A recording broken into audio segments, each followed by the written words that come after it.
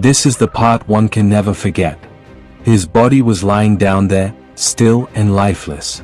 But somehow, his face was twisted with a happy smile. People said he died with joy, but I know the truth. He didn't die with joy, he died with fear. The last woman killed him. I was there and I saw it happen. This is how everything started. Our king, Izogwu, was a wicked man. He ruled the village of Umuaka with a strict leadership, and no one dared to challenge him. But what made our people fear him the most was his wicked custom laws. Any woman who lost her husband became his wife, whether she liked it or not.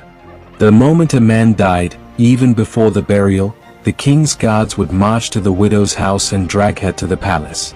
People said it was the king's way of protecting the women, but everyone knew the truth. He didn't care about them. He just wanted their body and power over everyone. For many years, this wicked custom law continued. Widows cried not only for their dead husbands but for the challenges they would face becoming the king's new wives. But no one could stop him. Who would dare? He had soldiers. He had charms. He had the power on his side. Until one day, the last woman came. Her name was Amara, and she wasn't like the others.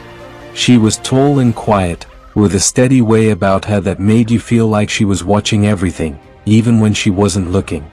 Her husband, Obinna, was a kind man, but he died suddenly after a strange illness. When the guards came to take her, she didn't scream. She didn't cry. She didn't beg. She just looked at them and said, "Let me bury my husband first." The guards were shocked. No one had ever spoken to them like that. But they didn't want trouble, so they allowed her to perform the burial. I was there that day, standing among the villagers as she stood over Obinna's grave. Her hands were steady as she was pouring sand onto the coffin. But I saw something strange. She murmured to the soil as if she was talking to it. No one else seemed to notice it, but I heard her say, "Wait for me, my love. I will return this evil to where it came from." I didn't know what she meant, but I became so scared and worried. When Amara arrived at the palace, she did something no one had ever done before. She refused to enter the king's chambers. The other widows would cry and obey, but not her. She sat outside the door and said, "I am not ready." The king was angry. He shouted at her, calling her names. But she didn't move an inch. She just sat there silently, and was looking at the king as he uses abusive words on her. After some days passed, Amara still refused to enter the king's chamber. The king tried to force her, but every time he sent his guards, something strange would happen. One guard fell sick. Another broke his leg. The third guard swore that he saw Obinna's ghost in the palace at night. The villagers began to talk. "Maybe she is cursed," they said. "Maybe the gods are angry with the king." But Izogwu didn't believe in curses. He only believed in his powers. So one night, the king decided that he'd had enough. He ordered his guards to drag Amara into his chambers, no matter what. I was in the palace that night, helping my uncle, who worked as a servant. I saw them take her by force, but she didn't scream or resist them. She just allowed them to carry her, and this time, her face was very calm.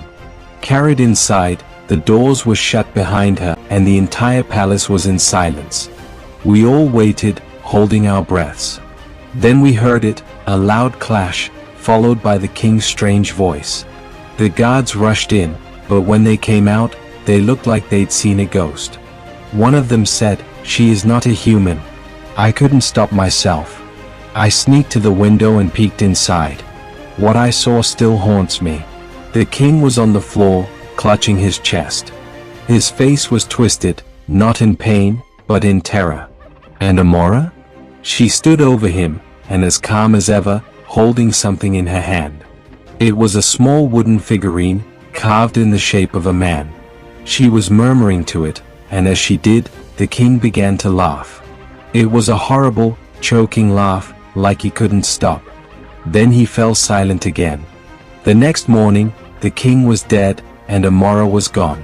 The villagers found her at Obinna's grave, sitting quietly. She didn't speak when they questioned her, but she didn't need to. Everyone knew what had happened. The elders declared that the king's death was a punishment from the gods. They ordered his body to be burned, and his palace to be left empty. Amara became a legend. Some said she was a witch. Others said she was a messenger from the gods. But I know the truth. She was just a woman who had suffered too much and decided to end the evil herself. The village of Umuaka did not return to normal after the king's death. His abandoned palace stood like a shadow over the land. People avoided it, saying that they could still hear the late king's laughter at night. Though, Amara was hailed by many as a hero, but she did not return to her normal life.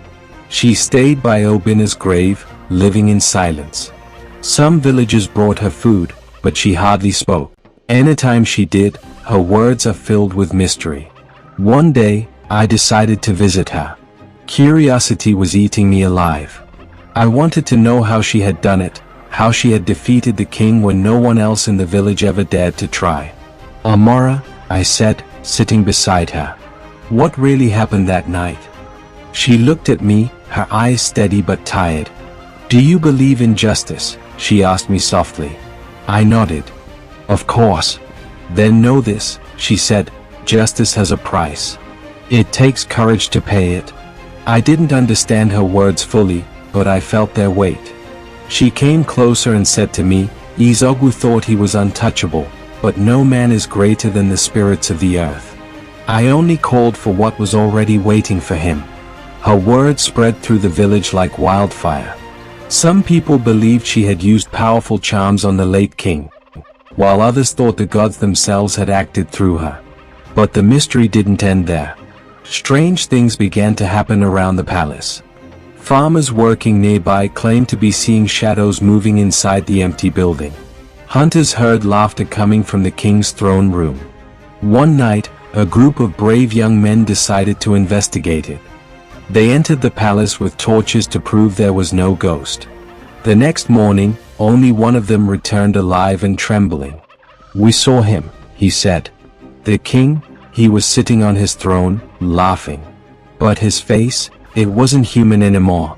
The village elders called a meeting. They couldn't ignore the growing fear. This curse must end, said Nzi Madu, the oldest among them. We must cleanse the palace and lay the king's spirit to rest. But how?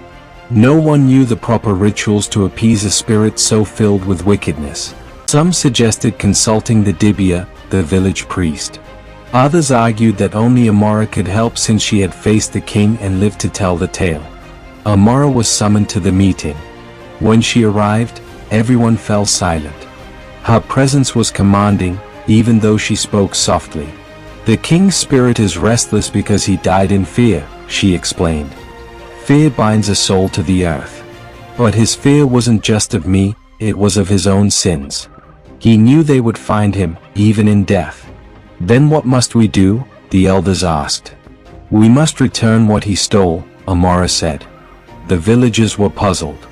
What did he steal? Someone asked. Dignity, Amara replied. He stole the dignity of the widows, the trust of his people, and the peace of this land. Until these things are restored, his spirit will never leave. Her words sparked action.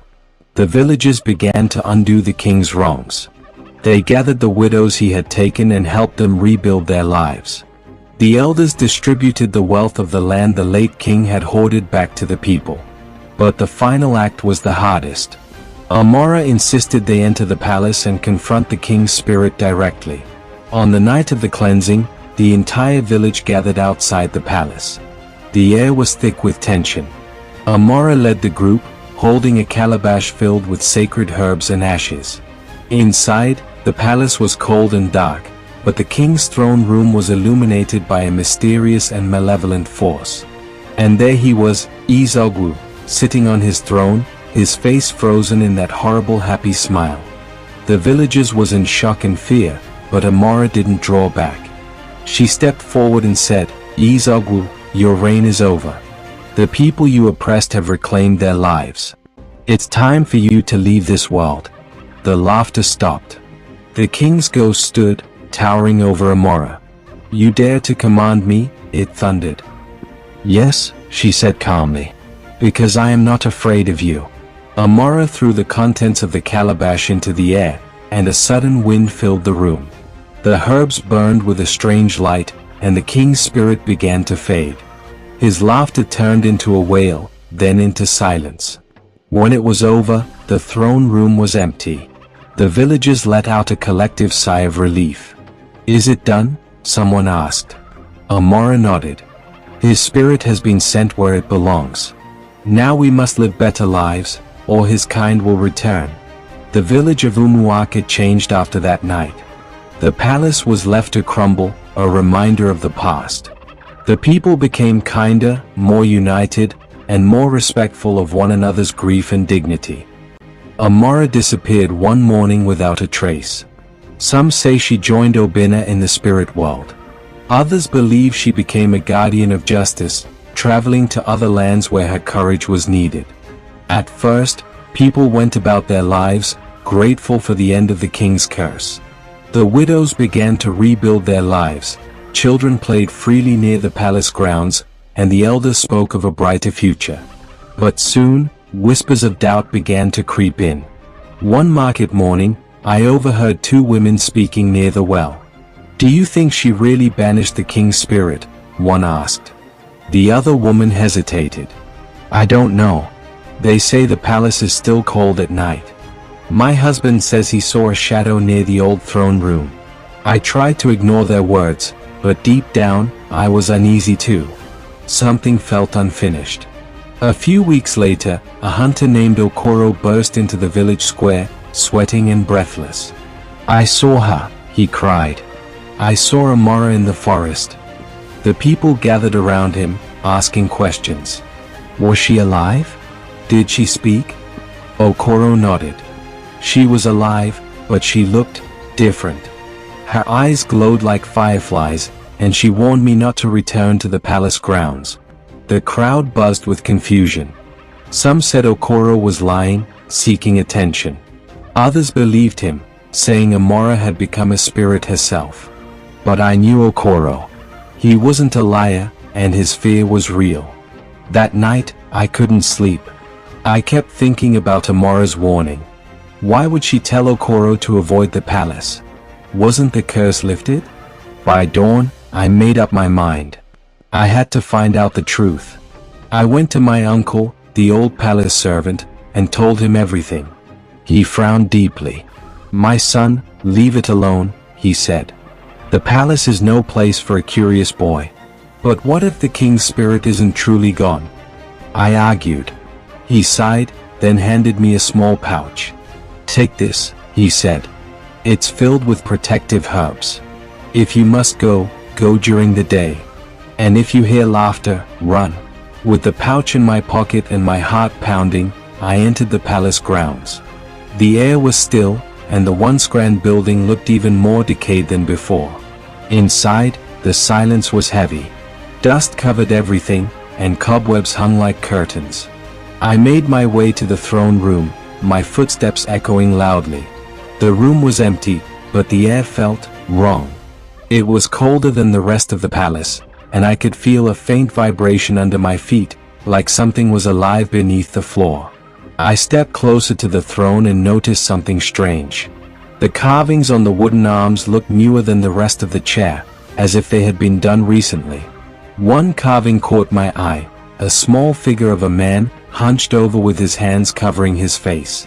Beneath it was a single word in Igbo, and so, abomination.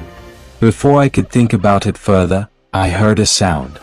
It was faint at first, like the rustle of leaves, but it grew louder. Laughter. I froze, clutching the pouch in my pocket. The sound echoed around the room, bouncing off the walls. It wasn't coming from one place, it was everywhere. Suddenly, the throne began to move. It twisted and groaned as if something beneath it was pushing upward. I stumbled back, my heart racing. The laughter stopped, replaced by a low, rumbling voice. You should not have returned, it said. The throne cracked, and black smoke poured out from beneath it. The figure of the king began to form, his grin wider and more horrifying than ever. I didn't wait to see what would happen next. I turned and ran, my uncle's words ringing in my ears. If you hear laughter, run. But as I reached the palace doors, they slammed shut in front of me. The king's voice boomed. You think you can escape me? The curse is not broken. It will never be broken. I fell to my knees, clutching the pouch. The herbs inside began to heat up, and a soft light seeped through the fabric. Desperate, I pulled them out and threw them into the air. The light grew brighter, and the king's laughter turned into a roar of pain. The smoke swirled violently before vanishing into the ground. The doors burst open, and I stumbled out into the sunlight, gasping for air. The villagers found me hours later, lying near the palace gates. They carried me home, and when I woke up, my uncle was by my side. You shouldn't have gone, he said, his voice thick with worry. The curse isn't gone, I whispered. The king's spirit is still there. He nodded grimly. I feared as much. The elders acted too quickly, thinking justice was done. But true justice takes time, and the right hands. The village elders met again, this time with more caution. They sought the advice of a wise dibia from a neighboring village, a man known for his deep understanding of the spirit world. The dibia listened to my story and nodded thoughtfully. The king's sins are rooted in the land itself, he said. His greed poisoned not just the people, but the very earth of Umuaka. To cleanse it fully, the people must do more than undo his wrongs. They must offer the land a true gift, one that cannot be taken back. What kind of gift? The elders asked.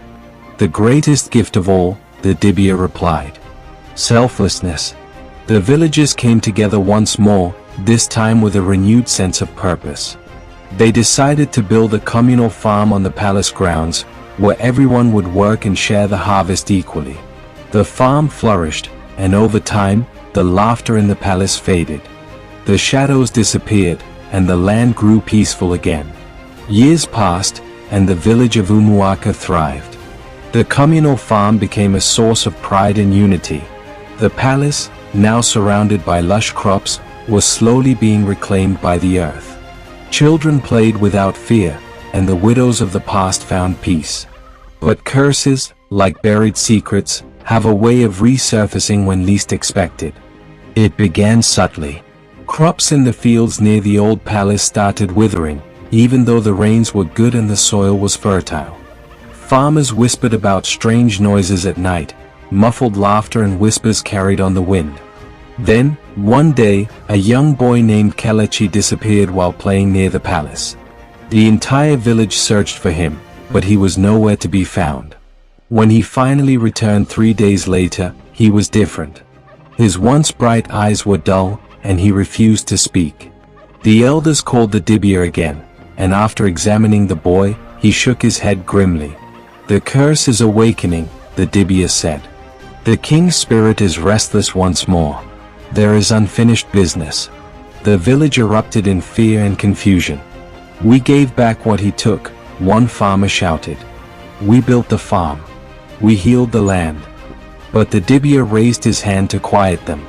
What you did was noble, but it was not enough. The king's spirit was tied to this land by his greed, yes, but also by his blood. His blood? Someone asked. The dibia nodded. His lineage. Until his bloodline is addressed, the curse will remain. The elders were puzzled. The king had no known children, and his extended family had fled long ago. How could his bloodline still exist? I listened quietly, my mind racing. I remembered Amara's words about justice. She had spoken so carefully, as though she knew something we didn't. Could it be that she knew the truth about the king's bloodline? I decided to seek answers the only way I knew how, by going back to the forest where Okoro had seen Amara. The forest was dense and alive with sounds, but there was stillness beneath the canopy. I carried a torch and the same pouch of protective herbs my uncle had given me years ago. Hours passed, and I saw nothing unusual. But just as I was about to turn back, I heard a voice. I froze, my heart pounding. The voice was soft and familiar. I turned and saw her, Amara. She looked older, her face lined with wisdom and sorrow. Her eyes, however, were the same, calm and steady. "You've come to find the truth," she said. I nodded, unable to speak. She gestured for me to sit beside her on a fallen tree. The king's curse was not just about his greed. It was also about his shame. He had a child, a son born from one of the widows he took by force. That child grew up in silence, hidden from the world. "Where is the child now?" I asked, my voice barely a whisper. Amara sighed. "He is not a child anymore. He is a man, and he lives among the villagers. He doesn't even know who he is." Her words hit me like a thunderclap. The king's bloodline was alive, hidden in plain sight. "Who is he?" I asked. Amara hesitated. "I cannot say. The spirits forbid me from interfering directly. But you will find him. You must, because he holds the key to ending the curse once and for all." I opened my mouth to ask more questions, but she stood and began to fade into the shadows. "Wait," I cried. "How will I know him?" Her voice echoed as she disappeared. "Look for the one who dreams of the palace." I returned to the village, my mind racing. Who among us had been dreaming of the palace? I started asking discreet questions, speaking to anyone who might know. Most people dismissed me, saying they had no such dreams. But one day, I overheard a conversation between two women at the stream. "My son has been restless," one of them said. "He wakes up in the middle of the night, screaming about the palace." My heart leapt. I approached her cautiously. "Auntie, may I speak to your son?" She looked at me strangely but agreed. Her son, Nkem, was a quiet young man about my age. When I spoke to him, he seemed nervous, avoiding my eyes. "I heard you've been dreaming of the palace," I said gently. His head snapped up, and his eyes widened. "How do you know?" "Because the dreams mean something," I said. "Tell me what you've seen." At first, he was reluctant, but eventually, he opened up. "I see the throne room," he whispered. "There's a man sitting on the throne, laughing. He calls my name, but I don't know who he is. It feels familiar." I knew then that Nkem was the king's descendant. The curse was tied to him, and if we didn't act, it would consume him and the village. I brought him to the elders and told them everything. At first, they were skeptical, but the Dibia confirmed it. "The blood of the king runs in this boy," he said. "He must face the spirit and break the bond." The entire village gathered at the palace for the final ritual. Nkem stood at the center, trembling but determined. The Dibia chanted, calling forth the spirit of the king. The air grew cold, and the laughter returned, louder and more menacing than ever. The king's spirit appeared, towering over Nkem. "You are my blood," the spirit said. "Join me, and together we will rule again." But Nkem shook his head. "No," he said firmly. "Your reign is over. I will not carry your curse." The Dibia handed him a sacred staff, and Nkem struck the ground with it. Light erupted from the earth, engulfing the spirit. The king's laughter turned into a scream as he dissolved into nothingness. The curse was finally broken, and Nkem was free. The village elders organized a Thanksgiving ceremony. It was not just to celebrate the curse's end but to reflect on what the village had endured and how it shaped them. The village celebrated for days, grateful for the end of the darkness. Nkem became a respected man, not for his bloodline but for his courage. He chose to remain a humble farmer, despite the respect and awe he now commanded. He told me once, as we worked together on the farm, that power is a trap. My ancestor fell into it, and look where it led him. I will live my life with simplicity and gratitude. This is a reminder that even the darkest curses can be broken with courage and unity. Moral lessons. 1. Power is not eternal. Even the mightiest can fall when they misuse their power. 2. Stand up against injustice. Amara's courage reminds us to fight for what is right, even when it seems impossible. 3. Respect for women's rights. The story emphasizes respecting women's autonomy and choices, showing that wrongful possession of others will lead to consequences. And many others. What do you think of this story? Have you heard similar tales of justice like this in your culture? Share your thoughts in the comments section.